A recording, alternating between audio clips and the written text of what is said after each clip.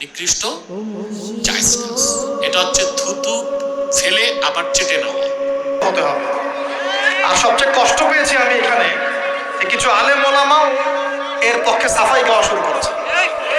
আমি এই জায়গায় কষ্ট পেয়েছি। শোনেন, স্বামী স্ত্রী তালাক হয়ে যাওয়ার পর সেই স্ত্রী হিল্লা বিয়ে না করে পূর্বের স্বামীকে বিবাহ করার নিয়ম আছে কিনা?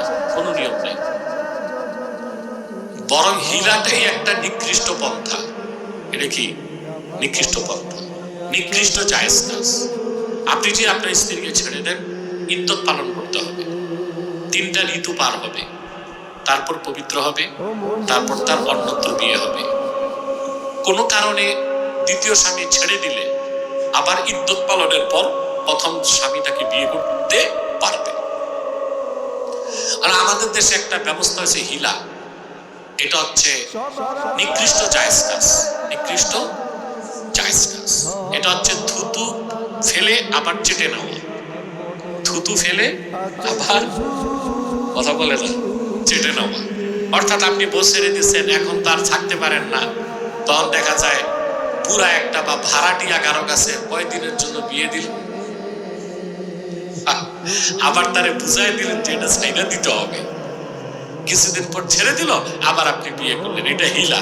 এটা কোনোভাবে জায়েজে আসে, কিন্তু এই পদ্ধতিও সারা বউ সারলেন, কিছুদিন পর নিলেন, এটা হারাম, জেনা, নাজায়েজ। ইন জাআকুম ফাসিকুম বিনাবাইন ফাতাবায়ানু, কোন ফাসিক, পাপাচারী কোন ফাসিক যদি কোনো সংবাদ নিয়ে আসে, সেটা বিশ্বাস করার আগে অবশ্যই যাচাই বাছাই করে নিন। নাহলে আন তুসিবু কওমান বিজাহালা ওয়া তুসবিহু আলা মা ফাআলতুম নাদিমিন, নাহলে তোমরা অজ্ঞতাবশত এমন পদক্ষেপ নিয়ে ফেলবে যার ফলশ্রুতিতে তোমাদেরকে অনুতপ্ত হতে হবে।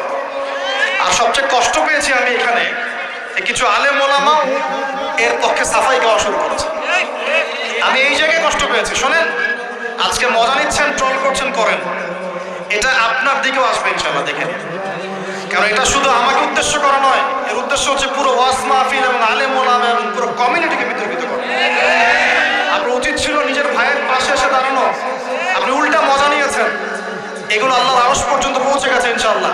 আল্লাহ পাক অচিরেই এর ফলাফল নাযিল করবে ইনশাআল্লাহ।